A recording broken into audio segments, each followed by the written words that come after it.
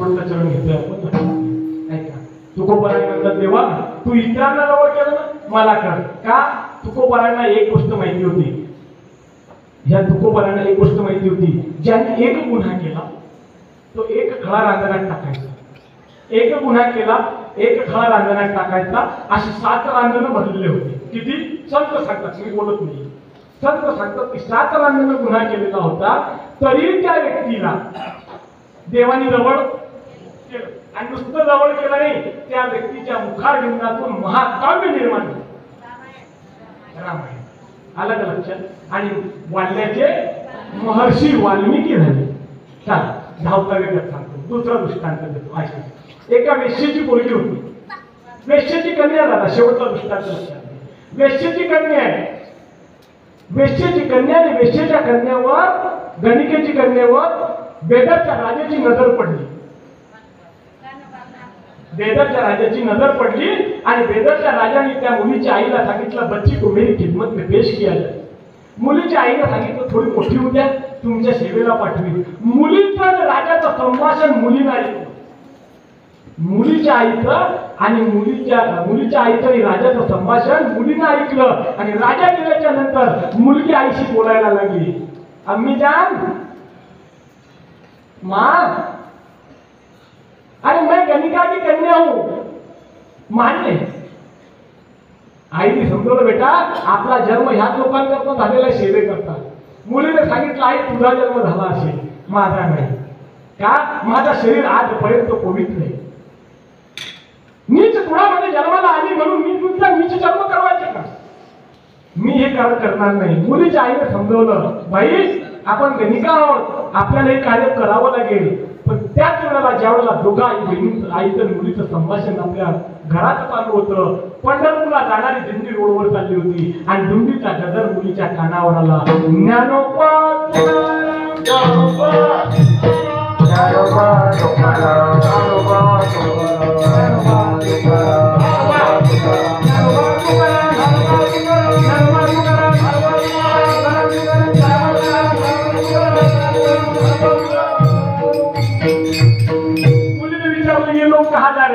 बोले पंढरपूर. मुलीने वट्यावर मुली मारली, पंढरपूरच्या जाणार दिंडी बरोबर पंढरपूरला निघून गेली.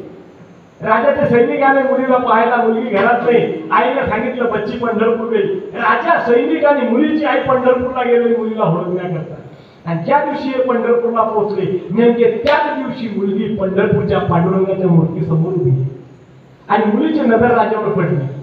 मुलीची नजर राजावर पडली आणि पांडुरंगाला मागणी मागते मुलगी, देवा देवा, अरे नीच कुळामध्ये जन्माला आली म्हणून मी पण नीच कर्म करायचे का.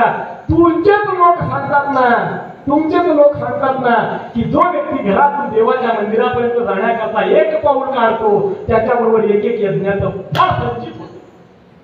बरोबर, देवाचं कार्य करण्याकरता जो निघतो, एका पावलाबरोबर एक यज्ञ होते. तर मी घरापासून पंढरपुरापर्यंत आली, किती पावलं चालली देवा. इतकं यज्ञ जर माझ्या पदरात आला असेल तर देवा मला ह्या राजापासून वाचव आणि इथं सायुज्य मुक्ती दे. देवाची मागणी ऐकली. राजा बघतोय, आई बघते, सैनिक बघताय आणि त्या मुलीला तिथं सायुज्य मुक्ती मिळाली. त्या मुलीचं नाव होतं संत कान्होबा. संत कान्होबा. ही युक्ती तुकोबारायांना माहिती होती, म्हणून तुकोबाराय म्हणतात, देवा तू सर्वांना जवळ केलं, मलाही कर. शेवटच्या चरणापर्यंत